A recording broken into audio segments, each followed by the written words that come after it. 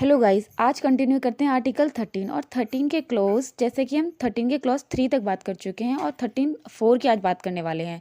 तो सबसे पहले बात करते हैं आर्टिकल 13 के क्लॉज 3 की। देखिए, आर्टिकल 13 के क्लॉज 4 बात करने से पहले एक बार हमें क्विक अंडरस्टैंडिंग होनी चाहिए कि 13 के क्लॉज 3 में क्या बात करी हुई है, अगर हम बेटर अंडरस्टैंडिंग चाहते हैं। तो देखिए, आर्टिकल 13 का क्लॉज 3 बात करता है कि लॉ क्या होता है, या फिर कहें कि कमिटमेंट ऑफ कॉन्स्टिट्यूशन से पहले कुछ इंडिया में रूल्स रेगुलेशन से भी कंट्री गवर्न की जाती थी, वो कंटिन्यू हो सकती थी, बट बेसिस पर कि वो किसी भी फंडामेंटल राइट के साथ कोलैप्स नहीं करें। अगर वो कोलैप्स करते हैं तो वो कंटिन्यू नहीं हो सकते और फंडामेंटल राइट ही सुप्रीम अथॉरिटी है। आर्टिकल 13 में साथ ही साथ बात की गई कि स्टेट किसी भी ordinance, order, by rule, regulation या नोटिफिकेशन के बेसिस पर भी फंडामेंटल राइट्स को अमेंड नहीं कर सकती या उसमें मॉडिफिकेशन नहीं कर सकती है। देखिए, तो धीरे धीरे कुछ सर्कमस्टेंसेस ऐसे आई कंट्री में डेवलपमेंट करना के, उसके बेसिस पर रिक्वायरमेंट थी फंडामेंटल राइट्स में अमेंडमेंट करने की। साथ ही साथ एक सुप्रीम कोर्ट में केस भी आया था, IG Golaknath state of Punjab 1967। इस केस में सुप्रीम कोर्ट ने कहा था कि पार्लियामेंट फंडामेंटल राइट के साथ अमेंडमेंट नहीं कर सकती है, बिकॉज फंडामेंटल राइट सैक्रोसेंट हैं। तो अब कॉन्स्टिट्यूशन में अमेंडमेंट करना था, इसीलिए पार्लियामेंट ने फंडामेंटल राइट्स को अमेंडमेंट करने के लिए फंडामेंटल राइट्स में अमेंडमेंट करने के लिए कॉन्स्टिट्यूशन में ऐड किया था 24th कॉन्स्टिट्यूशन अमेंडमेंट 1971।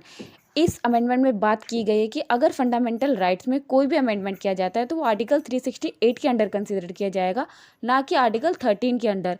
इसी के बेसिस पर पार्लियामेंट फंडामेंटल राइट्स अमेंड कर सकता था, बट अमेंड करने का भी कुछ प्रोसीजर था या फिर अमेंडमेंट का भी एक स्ट्रक्चर था। तो ये बात की गई थी Keshavananda Bharati versus state of Kerala case में।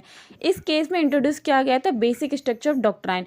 तो ये बेसिक स्ट्रक्चर डॉक्ट्राइन क्या होता है? देखिए, पार्लियामेंट के पास राइट है अमेंडमेंट करने की, बट पार्लियामेंट के पास सुवरेन पावर नहीं है कि फंडामेंटल राइट्स या फिर कॉन्स्टिट्यूशन का पूरा स्ट्रक्चर ही चेंज कर दे।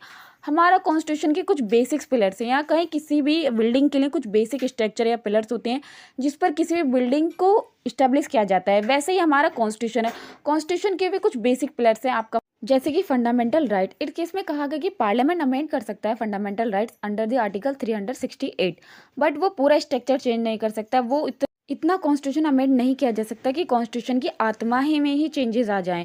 आर्टिकल 13 का क्लॉज 4 ये भी बात करता है, ये बेसिक स्ट्रक्चर के अंदर, कि पार्लियामेंट के पास सुप्रीम अथॉरिटी नहीं है फंडामेंटल अमेंड करने की। इस केस में ये बात किया गया था कि पार्लियामेंट अमेंड तो कर सकता है फंडामेंटल राइट्स को, बट बेसिक स्ट्रक्चर को डिस्ट्रॉय नहीं कर सकता।